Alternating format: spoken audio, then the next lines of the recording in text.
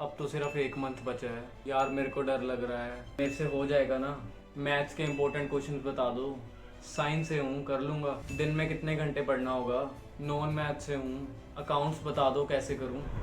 इन सब सवालों के जवाब आपको इस वीडियो में मिल जाएंगे। और 35 डेज़ रह गए हैं सितंबर अटेम्प्ट फाउंडेशन को, और उसके लिए एक बढ़िया सी स्ट्रेटजी लेके आया हूँ ताकि आप सब भी वो फॉलो करके बढ़िया नंबर स्कोर कर सको। और मैंने अपने टाइम में भी सेम स्ट्रेटजी फॉलो की थी। तो चलो वीडियो को शुरू करते हैं।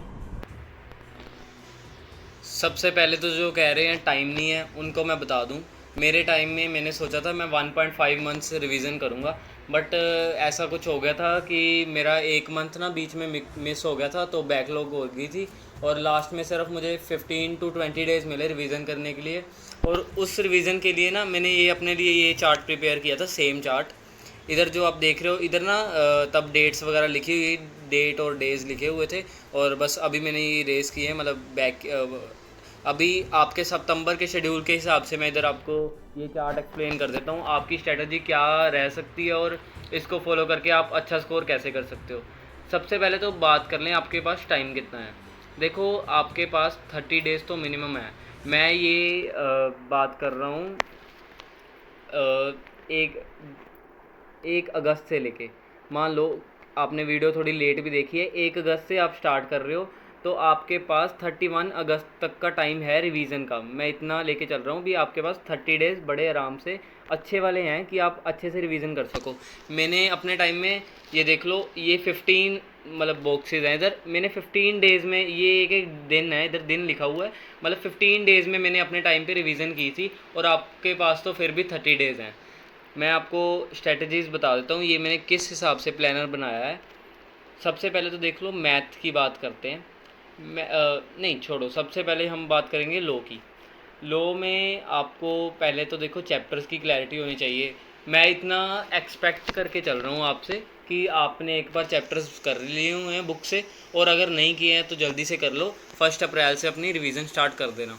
और सबसे पहले बात करें लो की। देखो, सबसे पहले आप कंट्रैक्ट एक्ट स्टार्ट कर सकते हो क्योंकि सबसे बड़ा चैप्टर है और 30 मार्क्स का चैप्टर है।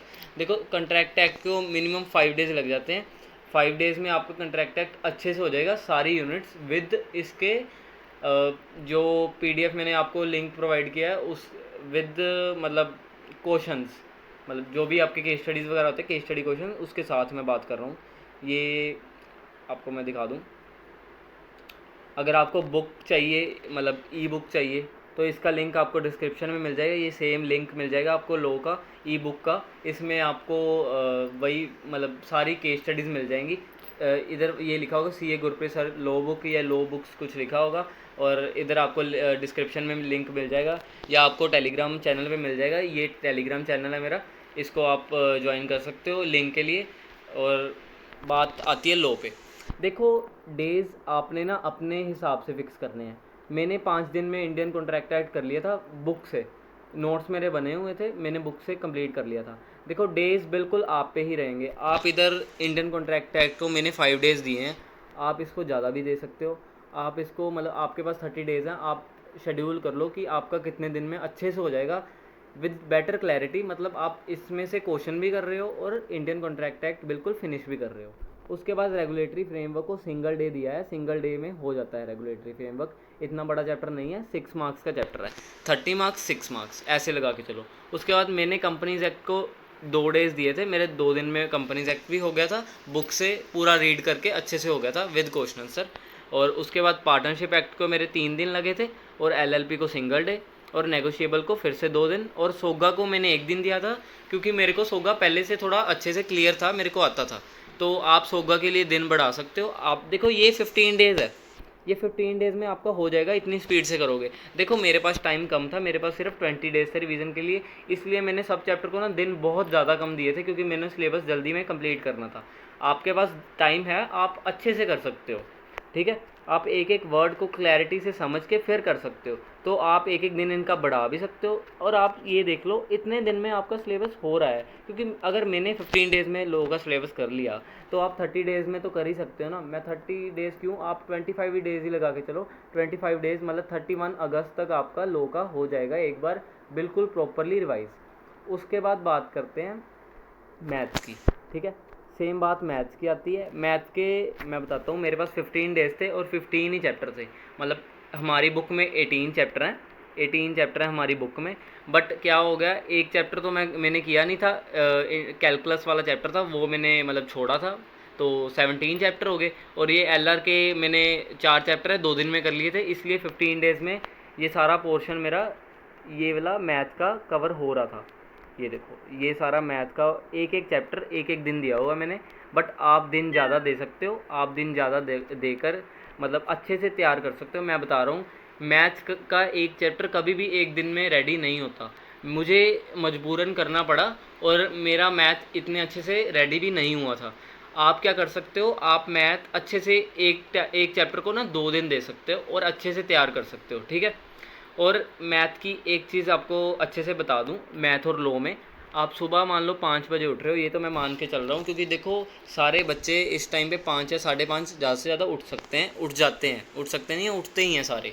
तो मैं ये लगा के चल रहा हूँ, आप 5 बजे उठ रहे हो और 5 बजे उठोगे। 5 बजे आपने कौन सा सब्जेक्ट उठाना है, जो भी सब्जेक्ट आपका वीक है। जैसे मेरा मैथ्स वीक था तो मैंने मैथ्स उठाया। आपका लॉ वीक है या मैथ्स वीक है, कोई कंपेयर कर लेना, और वो सब्जेक्ट 5 बजे सुबह उठ के उठाना, क्योंकि सुबह उठ के लर्निंग अच्छी हो जाती है, मतलब कंसेप्ट क्लैरिटी सब कुछ अच्छा हो जाता है सुबह उठ के, ठीक है। तो मैं मैथ्स सुबह उठाता था, सुबह मैथ्स करता था। और आप ये देख लो, जितना मर्जी मुश्किल चैप्टर हो, जितना मर्जी आसान चैप्टर हो, मैथ्स मैंने हर चैप्टर एक एक दिन में किया रिवाइज़। और ये मेरी सबसे बड़ी गलती थी, क्योंकि मैथ्स के पेपर में मैं लैग कर गया, मेरे इतने अच्छे मार्क्स नहीं आएंगे, क्योंकि मैं अटैम्प्ट ही कम करके आया हूँ। आप मैथ्स को थोड़ा टाइम ज़्यादा देना, क्योंकि आपके पास 30 डेज़ हैं, मतलब जितने में मैंने रिवाइज़ किया ना, आपके पास उससे डबल टाइम है। तो आप कैपेबिलिटी सोच लो अपनी, आप अच्छे से कर सकते हो। टाइम का बहाना तो कोई भी मत लगाना, ठीक है। मैथ्स की इंपॉर्टेंट चैप्टर्स की बात नीचे आके करेंगे, चलो कर ही लेते हैं, मैथ्स पे आए हुए हैं हम। ये देखो, पहले तो आप ये जैसे रेशो को आपने एक दिन देना है या 2 दिन देना है, ये आप इधर टाइमर में लिख लेना। PDF आपको इसकी डिस्क्रिप्शन में मिल जाएगी, इसका प्रिंट निकलवा लेना। इधर डे लिख लेना, इस दिन में मैंने रेशो करना है, इस दिन में टाइम वैल्यू करना है, इस दिन में ये।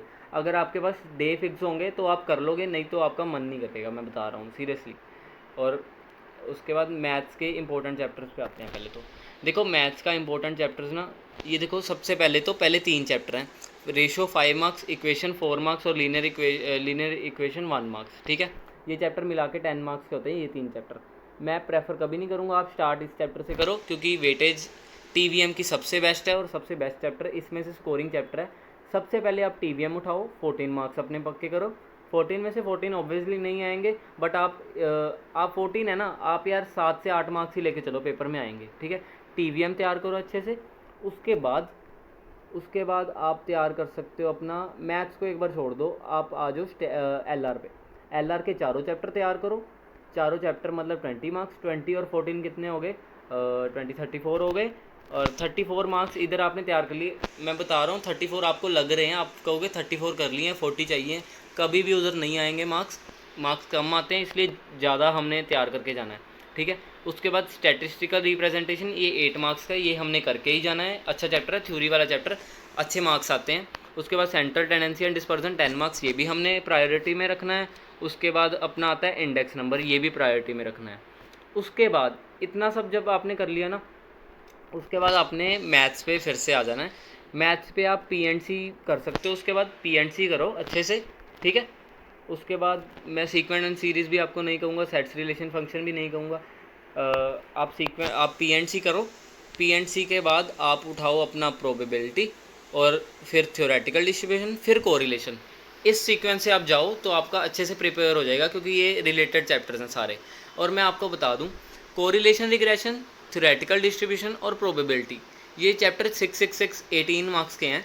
अच्छी वेटेज है, जिसको एक बार समझ आ गए हैं वो इसमें से ना 18 में से मैं बता रहा हूँ 10 ईजिली स्कोर करके जाएगा। मैं आपको बता रहा हूँ, मेरे एग्ज़ाम में मैं थ्योरेटिकल डिस्ट्रीब्यूशन करके गया था, कोरिलेशन रिग्रेशन करके गया था। मेरी सबसे बड़ी गलती ये थी, मैं प्रोबेबिलिटी नहीं करके गया, और इसकी वजह से मैं पछता रहा हूँ, मैं पास होऊंगा मैथ में या नहीं। तो इसलिए बता रहा हूँ, आप probability, theoretical distribution, correlation regression ये अच्छे से कर लेना, ठीक है। उसके बाद पता है क्या है, इतना जब आप कर लोगे ना, आपको एक कॉन्फिडेंस आ जाएगा। उसके बाद ना मैं एक मैथ के लिए वीडियो ला दूंगा। ऑब्वियसली यार देखो, मेरी मैथ अच्छी नहीं है, मैं खुद 53 का अटैम्प्ट करके आया हूँ पेपर में। मैथ्स मेरी वीक है, बाकी सब्जेक्ट मेरे अच्छे हैं। तो मैथ्स में सिर्फ मैं आपको सब्जेक्ट मतलब चैप्टर प्रायोरिटी बता रहा हूँ और कोई डिटेल नहीं बता रहा। मैं ये नहीं चाहता मैं आपको गलत एडवाइस दूँ, इसलिए जितनी दे सकता हूँ सिर्फ उतनी दे रहा हूँ। उसके बाद ना मैंने कुछ नोटिस किया है, सेट्स रिलेशन फंक्शन में ना एक टाइप का क्वेश्चन, मतलब 2 टॉपिक ऐसे जिसमें से क्वेश्चन आता ही आता है और इजी क्वेश्चन आता है। ये मैं पेपर में करके गया था, ये टॉपिक्स जो चैप्टर में छोड़ के गया था ना उसके सिर्फ इंपॉर्टेंट टॉपिक्स करके गया था, और वही पेपर में करके आया हूँ। उसकी वजह से ही अटैम्प्ट करके आ सका हूँ जितना मैंने किया। मैथ्स के लिए फ़िलहाल मैं आपको इतना ही सजेस्ट करूँगा। उसके बाद नेक्स्ट सब्जेक्ट पे आते हैं। जो लॉ का सब्जेक्ट है ना यार, लॉ का आपने देखो, लॉ के सब पढ़, एक बार आप पढ़ लोगे ना जब, उसके बाद मतलब साथ में ही आप केस स्टडी सॉल्व कर लोगे। उसके बाद ना लास्ट का जब 1.5 डे आएगा ना, उसमें आपको होगा कि हम ना एक शॉर्ट रिवीजन कर लें सारे मतलब ओवरऑल हमने पढ़ा क्या।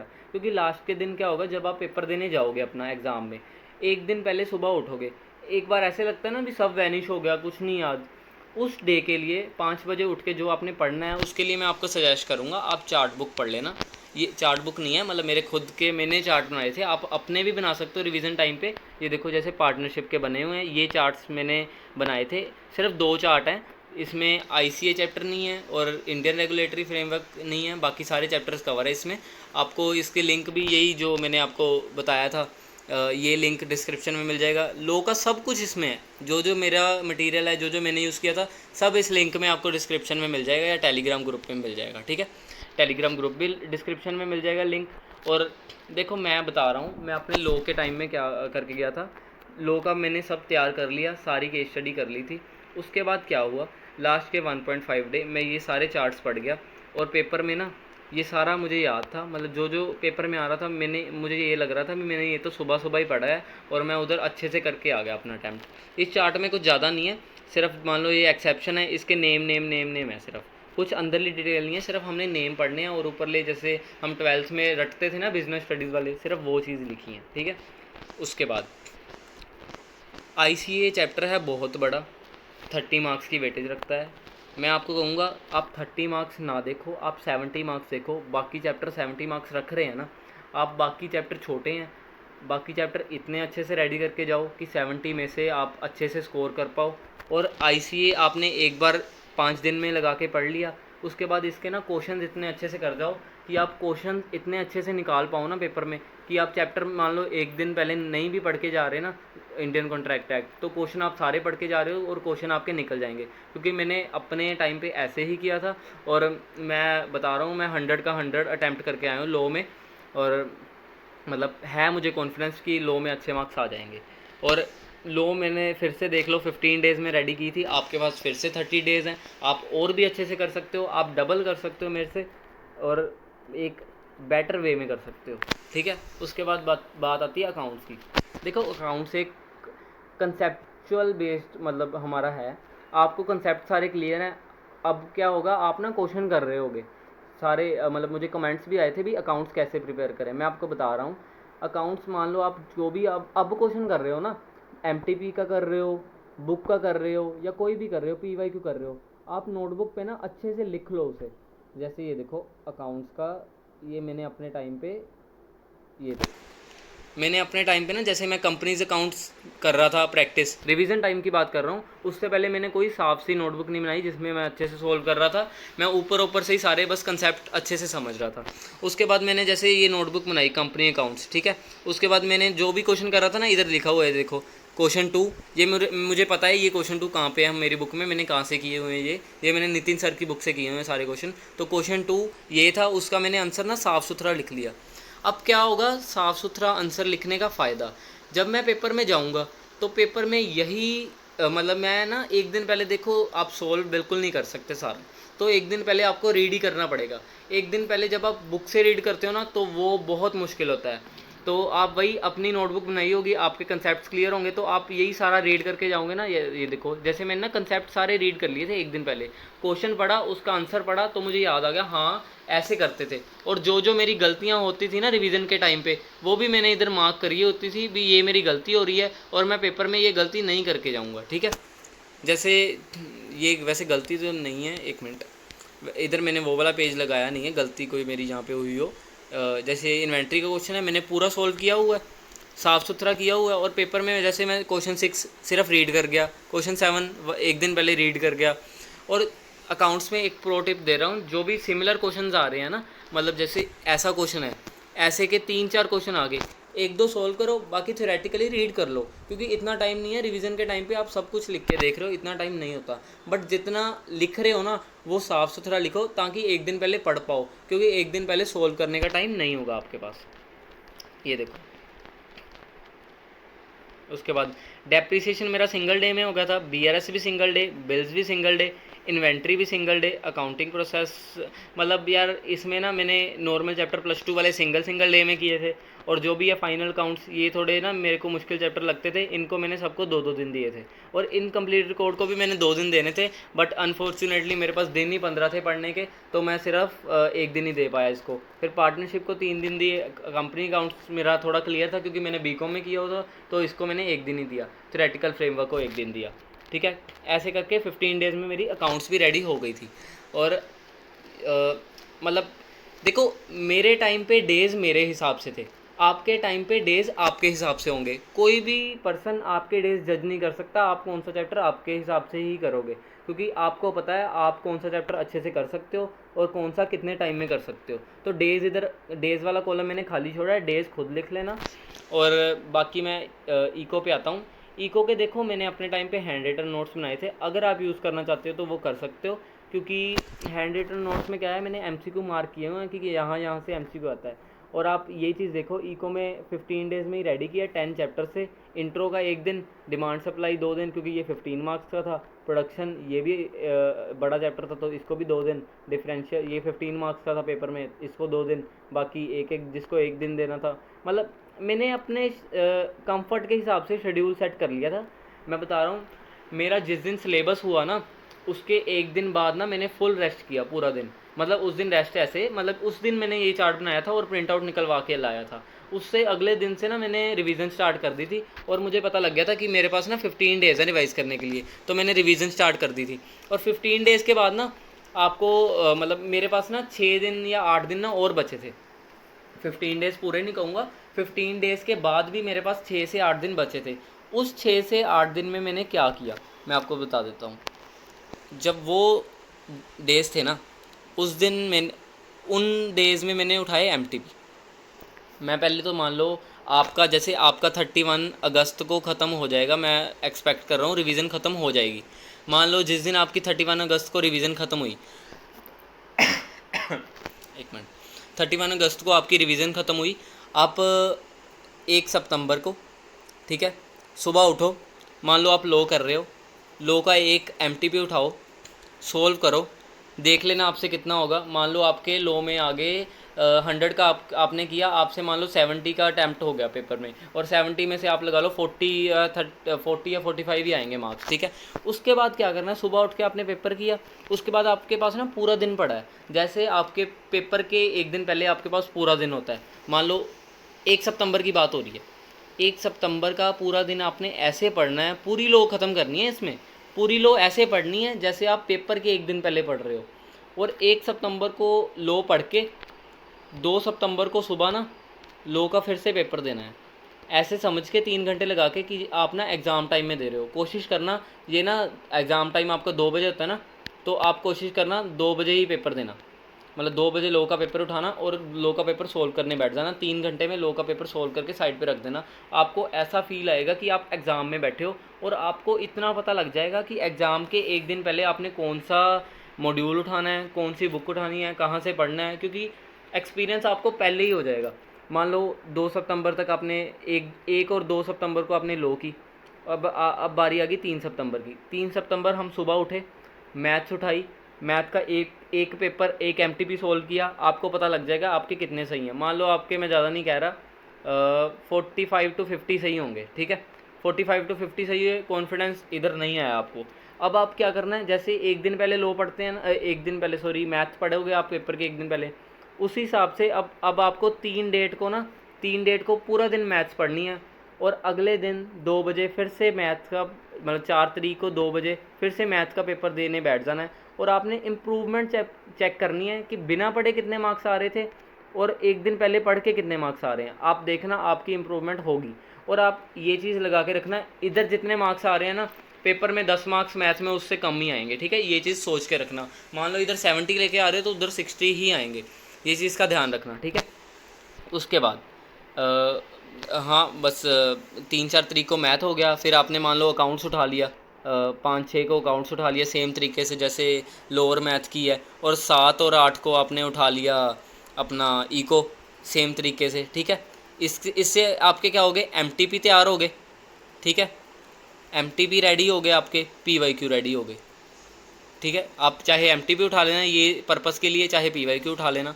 उसके बाद ये चीज़ें जब आपकी होगी, आपकी डेट आ गई 9 सितंबर, ठीक है। 8 तक आपकी, ये देखो इस चीज़ का मैजिक देखो, 30 दिन में आपने रिवाइज़ किया, 30 दिन में आपने रिवाइज़ किया, 8 दिन में आपने आईसीएआई के पेपर दिए जैसे आपके फाइनल पेपर में बैठ के होने हैं। उसके बाद आपने उसके बाद तो देखो 13 को आपका एग्ज़ाम ही है, आपके आई हो ऐसे कुछ हैं एग्ज़ाम, 13 है, 14, 15 है, 16, 17, 18 है, 19, 20 है, ऐसे कुछ एग्ज़ाम है। आपको मैथ्स में 2 दिन मिल रहे हैं पढ़ने के लिए, हमें 1 दिन ही मिला था। ये आपको बेटर एडवांटेज है 18 डेट की, तो इसका फ़ायदा अच्छे से उठा लेना। तो बस इस मतलब 9 से लेके आप 12 तारीख तक तो फिर अकाउंट्स ही करोगे, ये मैं एक्सपेक्ट करके चल रहा हूँ। 4 दिन तो आप अकाउंट्स ही पढ़ोगे, तो उस दिन कुछ मत पढ़ना, अकाउंट्स पढ़ना सिर्फ। और यही थी स्ट्रैटेजी। डेज़ इधर बहुत अच्छे से सेट करना, बहुत अच्छे से। और हाँ, हो सके ना जो वीक सब्जेक्ट है ना उनको डेज़ चाहे थोड़े ज़्यादा भी दे देना। जैसे मैथ को मैं बता रहा हूँ, मैथ्स में मैं हर चैप्टर 1 दिन में करके गया था, और उधर जाके मैं 53 का अटैम्प्ट करके आ पाया हूँ, क्योंकि मेरी मैथ की, पहले तो देखो मैं मैथ्स में शुरू से ही कमज़ोर था, और उसके बाद मेरी रिवीजन भी अच्छे से नहीं हुई थी, और इसलिए मेरे मैथ में थोड़ा डर लग रहा है। बट आपको मैं सजेस्ट कर सकता हूँ, आपके पास अच्छे खासे दिन है भाई। 15 डेज़ में अगर मैं 53 का अटैम्प्ट करके आ रहा हूँ ना, तो आप 30 डेज़ में कम से कम यार 70-75 तक का तो कर ही सकते हो ना। तो मैथ्स का ये हो गया, लॉ का हो गया, अकाउंट्स का हो गया, इको का हो गया।